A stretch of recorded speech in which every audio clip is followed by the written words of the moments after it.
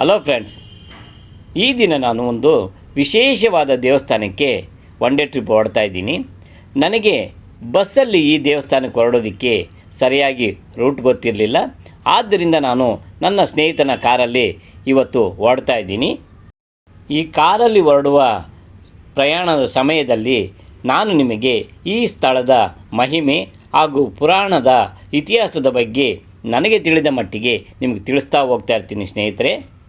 ಮಂಡ್ಯ ಜಿಲ್ಲೆಗೆ ಸೇರಿದ ಶ್ರೀರಂಗಪಟ್ಟಣದ ಬಳಿ ಇರುವ ಆರತಿ ಉಕ್ಕಡ ಶ್ರೀ ಅಹಲ್ಯಾದೇವಿ ಮಾರಮ್ಮ ದೇವಸ್ಥಾನಕ್ಕೆ ಈ ದಿನ ನಮ್ಮ ಪ್ರಯಾಣ.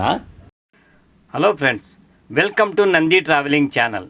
ಫ್ರೆಂಡ್ಸ್, ಈ ಆರತಿ ಉಕ್ಕಡ ಶ್ರೀ ಅಹಲ್ಯಾದೇವಿ ಮಾರಮ್ಮ ದೇವಾಲಯಕ್ಕೆ ಈ ದಿನ ನಾವು ಅತಿ ಕಮ್ಮಿ ಖರ್ಚಿನಲ್ಲಿ ಬಸ್ಸಲ್ಲಿ ಅಥವಾ ಟ್ರೈನಲ್ಲಿ ಯಾವ ರೀತಿ ಹೊರಡೋದು ಅನ್ನೋದ್ರ ಬಗ್ಗೆ ಡೀಟೇಲಾಗಿ ತಿಳ್ಕೊಳ್ಳೋಣ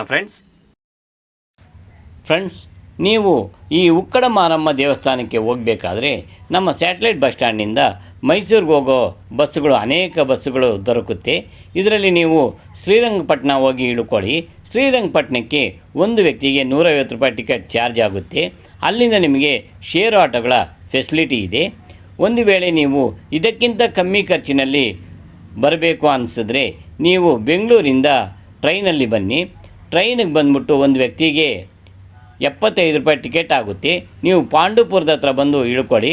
ಪಾಂಡುಪುರ ರೈಲ್ವೆ ಸ್ಟೇಷನಿಂದ ನಿಮಗೆ ಶೇರ್ ಆಟೋಗಳು ಈ ಉಕ್ಕಡ ಮಾರಮ್ಮ ದೇವಸ್ಥಾನದ ಹತ್ರನೇ ಕರ್ಕೊಂಡೋಗಿ ಬಿಡ್ತಾರೆ ಫ್ರೆಂಡ್ಸ್.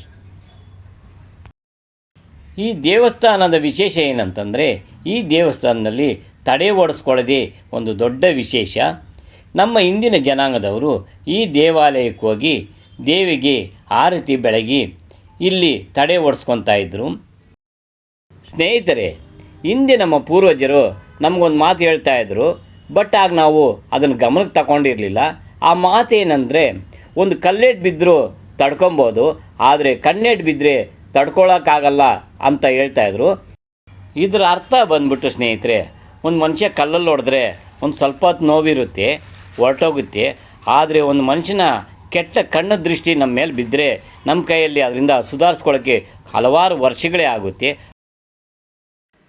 ಫ್ರೆಂಡ್ಸ್, ಸಾಮಾನ್ಯವಾಗಿ ನಾವು ಯಾವುದಾದ್ರೂ ಮದುವೆ ಫಂಕ್ಷನ್ನು ಅಥವಾ ರಿಲೇಟಿವ್ಸ್ ಮನೆಗೋ ಹೋಗಿ ಬಂದಾಗ ನಮಗೇನಾನ ಅನಾರೋಗ್ಯ ಆದಾಗ ನಮ್ಮ ಮನೆಯ ಹಿರಿಯರು ಅಂದರೆ ಅಜ್ಜಿಯಂದರು 100% ನಮಗೆ ಈ ಮಾತು ಹೇಳಿರ್ತಾರೆ.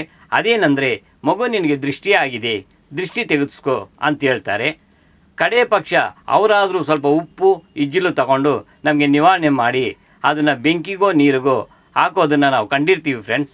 ಅದೇ ರೀತಿ ನಮಗೆ ಹೆಚ್ಚಿನ ಪ್ರಮಾಣದಲ್ಲಿ ತಡೆ ಆಗಿದ್ದರೆ ಖಂಡಿತ ಈ ಉಕ್ಕಡ ಮಾರಮ್ಮ ದೇವಸ್ಥಾನಕ್ಕೆ ಬಂದು ನಾವು ತಡೆ ಓಡಿಸ್ಕೊಳ್ಳೇಬೇಕು ಫ್ರೆಂಡ್ಸ್. ಅಷ್ಟು ಮಹಿಮೆ ಈ ದೇವಸ್ಥಾನದಲ್ಲಿದೆ ಫ್ರೆಂಡ್ಸ್. ಸ್ನೇಹಿತರೆ, ಈ ಉಕ್ಕಡ ಮಾರಮ್ಮ ದೇವಸ್ಥಾನದ ಬಗ್ಗೆ, ಶ್ರೀ ಅಹಲ್ಯಾದೇವಿಯ ಬಗ್ಗೆ ನಾವು ಒಂದು ಸ್ವಲ್ಪ ತಿಳ್ಕೊಳ್ಳೋಣ ಸ್ನೇಹಿತರೆ. ಗೌತಮ ಮಹರ್ಷಿಯ ಪತ್ನಿಯಾದ ಶ್ರೀ ಅಹಲ್ಯಾದೇವಿಯವರು ತಮ್ಮ ಪತಿಯಿಂದಲೇ ಶಾಪಗ್ರಸ್ತಳಾಗಿ ಬಂಡೆಯಾಗಿ ಪರಿವರ್ತನೆಯಾಗುತ್ತಾರೆ.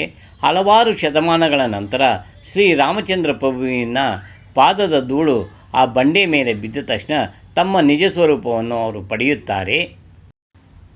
ಇದಾದ ನಂತರ ಶ್ರೀ ಅಹಲ್ಯಾದೇವಿಯವರು ಮರದ ಬುಡದ ರೂಪದಲ್ಲಿ ಬೆಸ್ತರಿಗೆ ದೊರೆತು ತಾನು ಮಾರಮ್ಮನ ಅವತಾರವೆಂದು ತಮ್ಮನ್ನು ಪೂಜಿಸಿದರೆ ಅವರ ಅಡೆತಡೆಗಳು ಶಾಪಗಳು ವಿಮುಕ್ತಿಯಾಗುತ್ತದೆ ಎಂದು ಆ ಬೆಸ್ತರಿಗೆ ತಿಳಿಸುತ್ತಾರೆ. ಆಗ ಆ ಬೆಸ್ತರು ಆ ಮರದ ಬುಡದಿಂದ ಅಮ್ಮನವರ ವಿಗ್ರಹವನ್ನು ಮಾಡುತ್ತಾರೆ. ಈ ಮರದ ವಿಗ್ರಹಕ್ಕೆ ಆಗಿನಿಂದಲೂ ನಮ್ಮ ಹಿರಿಯರು ಪೂಜೆ ಮಾಡಿಕೊಂಡು ಬಂದು ತಮ್ಮ ಅಡೆತಡೆಗಳನ್ನು, ತಮ್ಮ ಶಾಪಗಳನ್ನು, ದೃಷ್ಟಿದೋಷಗಳನ್ನು ನೀಗಿಸುತ್ತಾ ಬಂದಿದ್ದಾರೆ. ಅಂತಹ ಒಂದು ಪ್ಲೇಸ್ಗೆ ನಾವು ಇವತ್ತು ಬಂದಿದ್ದೀವಿ ಫ್ರೆಂಡ್ಸ್.